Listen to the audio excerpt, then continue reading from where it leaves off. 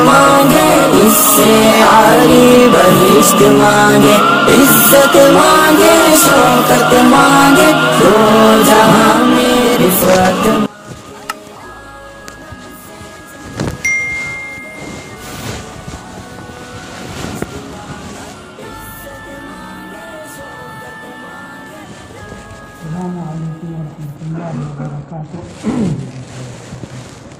अल्हम्दुलिल्लाहि रब्बिल आलमीन वस्सलातु वस्सलामु अला सय्यिदिल अंबिया'i वल मुरसलीन व अला आलिहि व अस्हाबिहि अजमईन, अम्मा बाद। फ़क़द क़ाल अल्लाहु तबारक व तआला फ़िल क़ुरआनिल मजीद वल फ़ुरक़ानिल हमीद। फ़अऊज़ु बिल्लाहि मिनश शैतानिर रजीम। बिस्मिल्लाहिर रहमानिर रहीम। या अय्युहल्लज़ीना आमनु इस्तईनू बिस्सब्रि वस्सलाह इन्नल्लाहा मअस्साबिरीन। वक़ाल तआला फ़ी मौज़िइन आख़र क़द अफ़लहल मुअमिनून अल्लज़ीना हुम फ़ी सलातिहिम ख़ाशिऊन वल्लज़ीना हुम अनिल लग़्वी मुअरिज़ून। वक़ाल फ़ी मौज़िइन आख़र इन्नल्लज़ीना आमनू व अमिलुस्सालिहात व अक़ामुस्सलाह व आतवुज़्ज़काह लहुम अज्रुहुम इंद रब्बिहिम वला खौफ़ुन अलैहिम वला हुम यहज़नून। वक़ाल अन्नबिय्यु सल्लल्लाहु अलैहि वसल्लम मन तरकस्सलात मुतअम्मिदन फ़क़द कफ़र औ कमा क़ाल अलैहिस्सलातु वस्सलाम।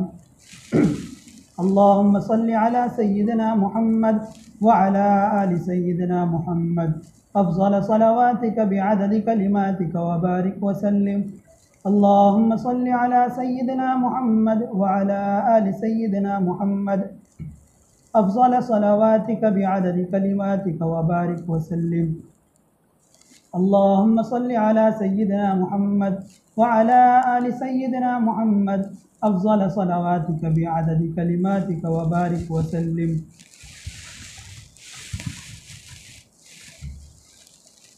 अल्लाह तबारक व तआला ने कुरान करीम में जो महीना चल रहा है उसको अशहूर हुरुम गर्दाना है, यानी हुर्मत वाला महीना, मुहतरम महीना, वो महीना जिसका एहतराम किया जाए। इसी महीने के अंदर अल्लाह तबारक व तआला ने अपने प्यारे हबीब सल्लल्लाहु अलैहि वसल्लम को अपने यहाँ बुलाया। उस वक्त जबकि आप सल्लल्लाहु अलैहि वसल्लम बहुत ज़्यादा गमगीन थे, अफसुर्दा थे, तो अल्लाह तबारक व तआला ने दिलजोई के लिए, दिल रखने के लिए, धारस बंधाने के लिए अपने यहाँ बुलाया। अल्लाह तबारक व तआला ने जब आप सल्लल्लाहु अलैहि वसल्लम को मेराज पर बुलाया, यानी अपने से मुलाकात के लिए, तो चूँकि हर कोई बंदा जाता है किसी बड़े महल में, किसी बड़े के दरबार में, तो कुछ उम्मीदें बांधे रहता है कि यहाँ से हमें कुछ मिलेगा, यहाँ से कुछ अता किया जाएगा। तो अल्लाह तबारक व तआला ने अपने नबी महबूब को सल्लल्लाहु अलैहि वसल्लम को अपने यहाँ बुलाया।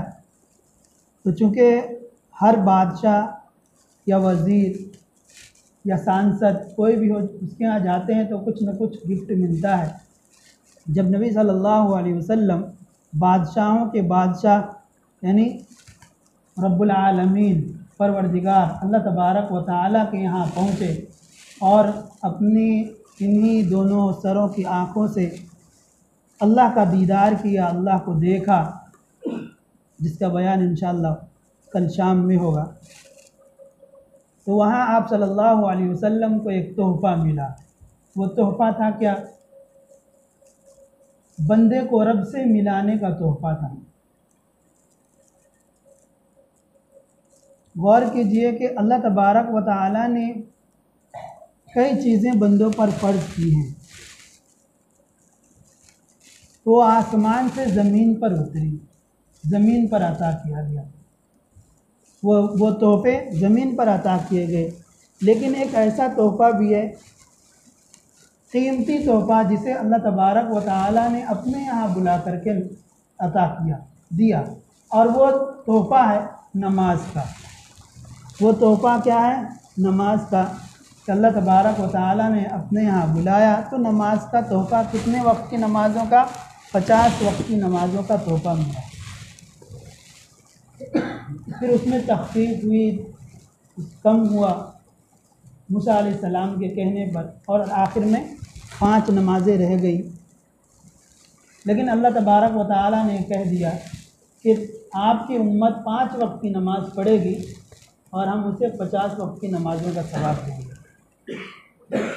इसीलिए अल्लाह तबारक व तआला ने कुरान करीम में कहा कि या अय्युहल्लज़ीना आमनु इस्तईनु बिस्सब्रि वस्सलाह, क्या ईमान वालो, ऐ वो लोग जो ईमान लाए, वो अल्लाह की मदद तलब करें, अल्लाह की मदद चाहें।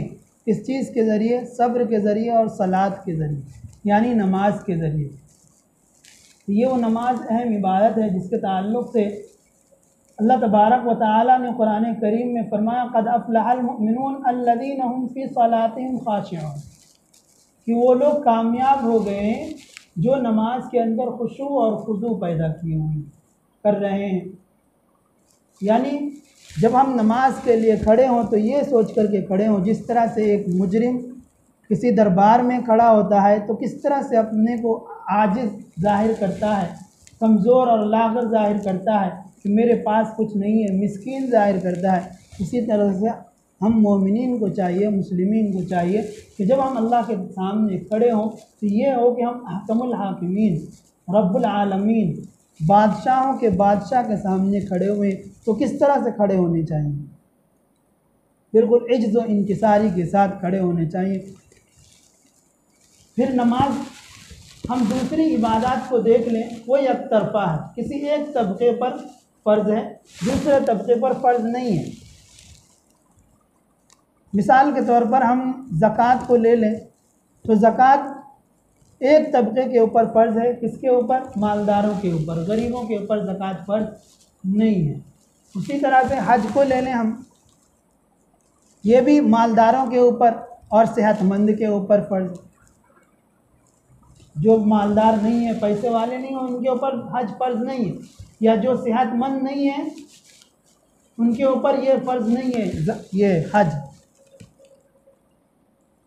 उसी तरह से रोज़ा को ले लें, ये भी एक तबके के ऊपर फ़र्ज़ है, सेहतमंद तबका, जो सेहतमंद है।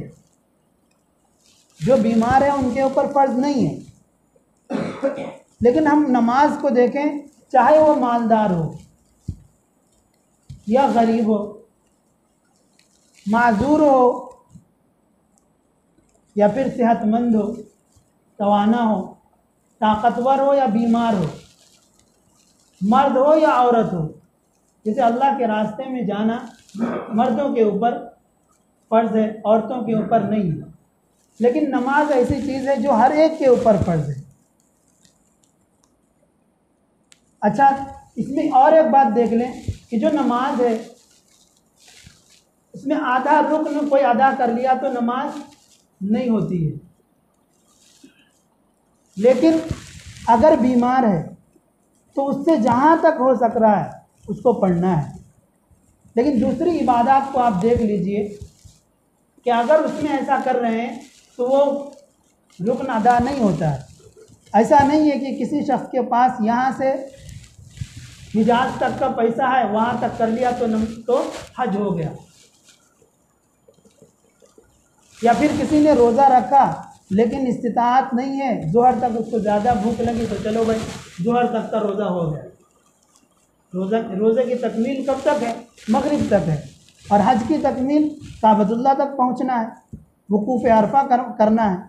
लेकिन अगर कोई वहाँ हिजाज़ मुक़द्दस से ही वापस आ जाता है तो उसका हज नहीं होता।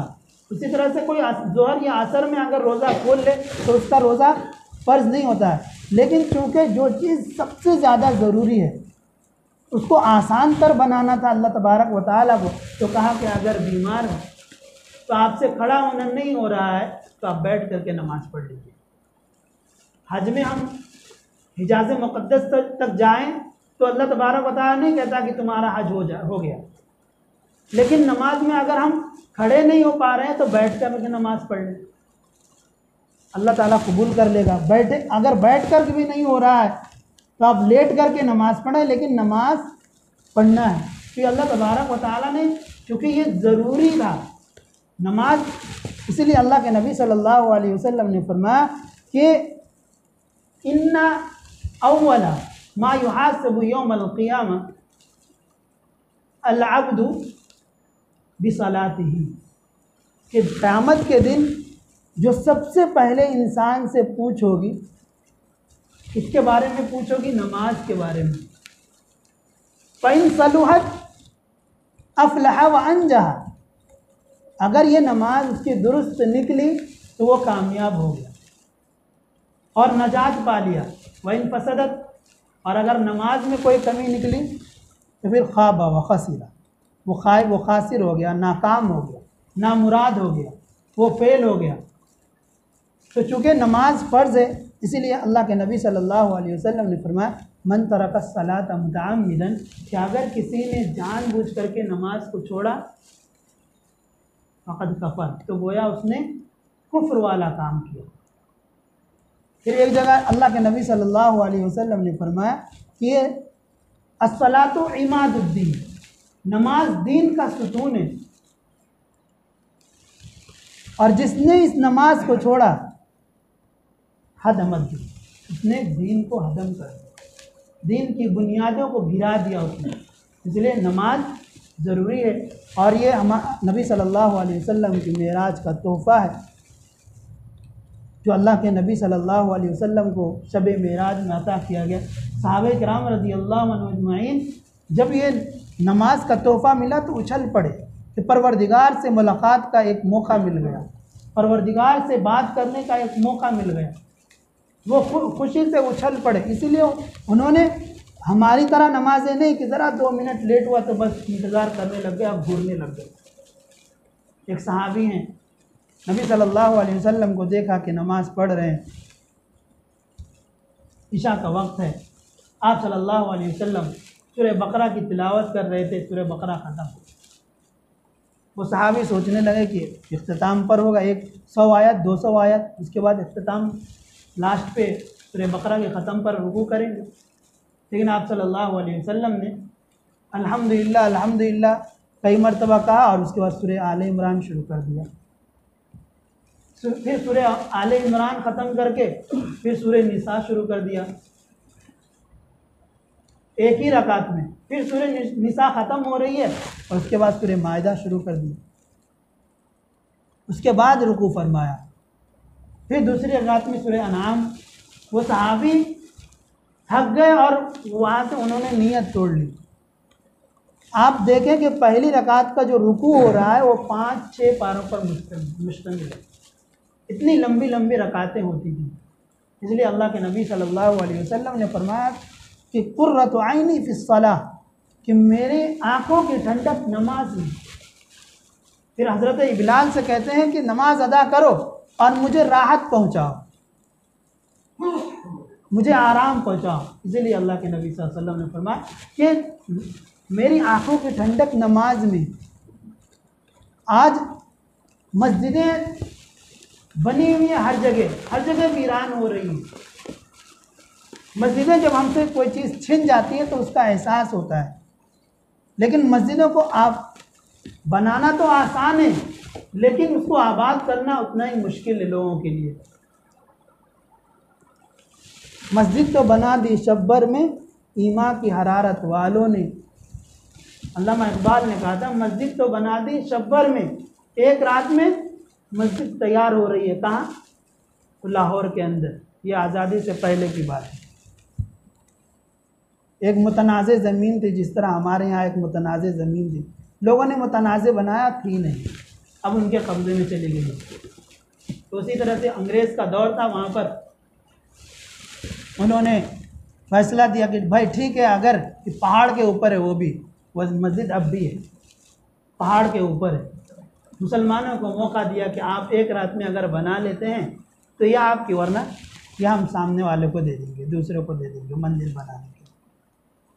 मुसलमानों ने वो जोश और वलवला दिखाया, जज्बा दिखाया कि रात के अंदर सुबह होते होते वो मस्जिद तैयार हो चुकी थी, वो भी पहाड़ के ऊपर। सोचिए पूरा शहर उमड़ आया था बनाने के लिए।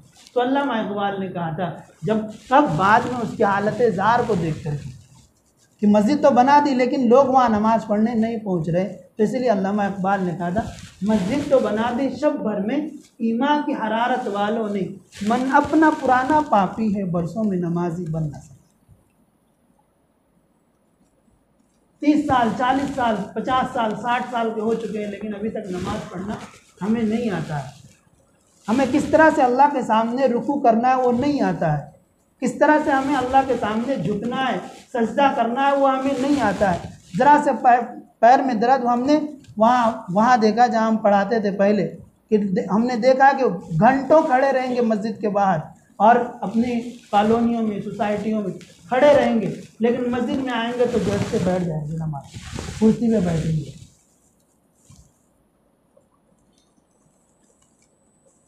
किसको धोखा दे रहे हैं? इमाम साहब को, मुसल्ली को, या अल्लाह को? अल्लाह तबारक व तआला ने कुरान में ऐसे ही लोगों के लिए कहा, इन्नल मुनाफिकीन युखादिऊन अल्लाह,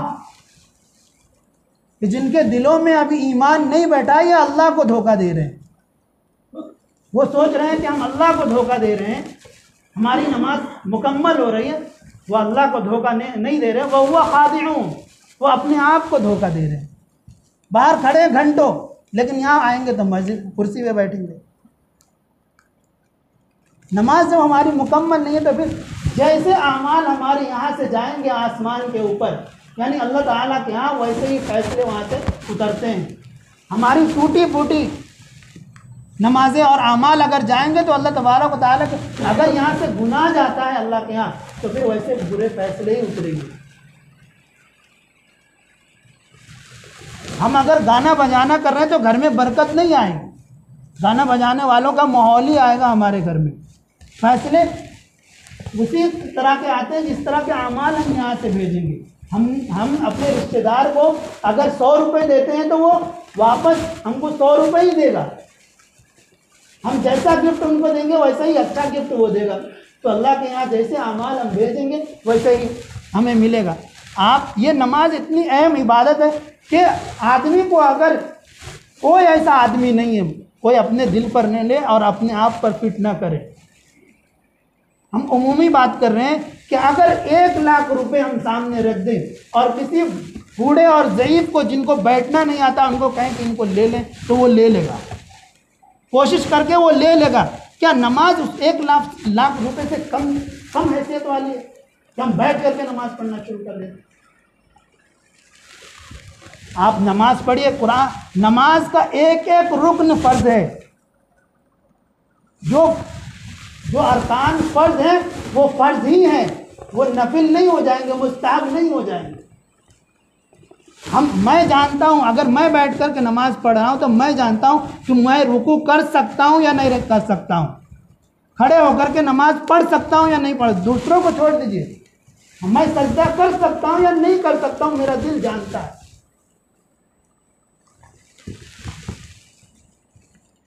तो हम जब मैं बता रहा था कि नमाज का एक एक रुकन जो फ़र्ज़ है वो फ़र्ज़ ही है। जैसे मिसाल के तौर पर नमाज में खड़ा होना फ़र्ज़ है। अगर कोई जानता है, खुद जानता भी है, इंसान का सबसे बड़ा मुफ्ती दिल होता है, वो खुद भी जानता है मैं खड़ा हो सकता हूँ या नहीं खड़ा हो सकता हूँ। वो जानने के बावजूद अगर वो बैठ करके नमाज़ पढ़ रहा है तो चूँकि खड़ा होना फ़र्ज़ है, उसकी नमाज ही नहीं। धोखा दीजिए, किसको दे रहे हैं? अल्लाह को धोखा दीजिए।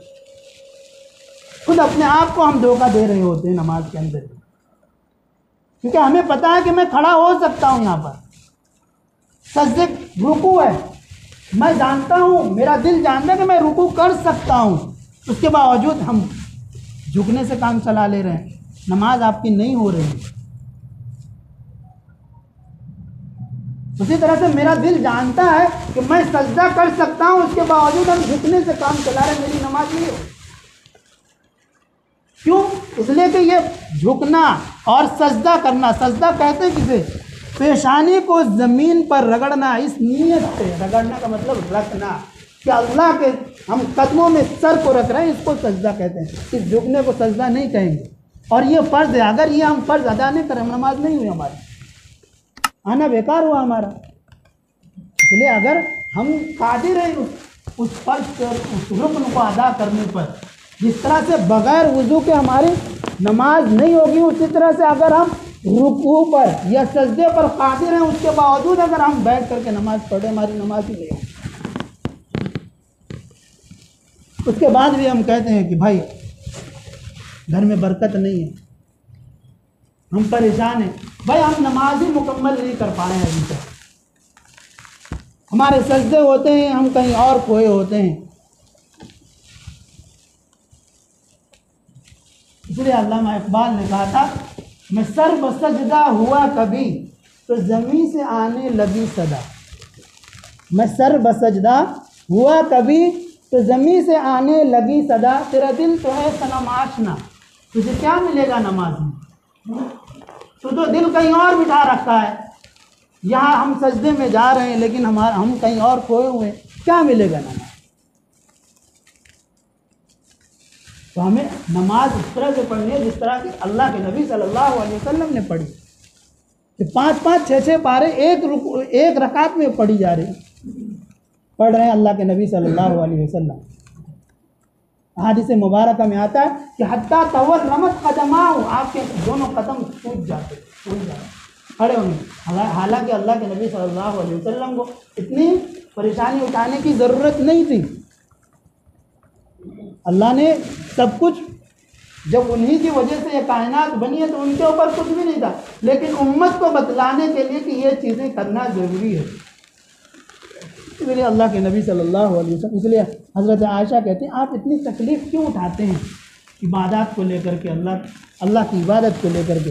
तो अल्लाह के नबी सल्लल्लाहु अलैहि वसल्लम ने फरमाया था कि अफला अकूनु अब्दन शकूरा, माना कि अल्लाह तबारक व तआला ने मुझे बहुत बड़ा दर्जा अता किया, लेकिन क्या मैं अपने रब का शुक्रगुजार न बनूँ?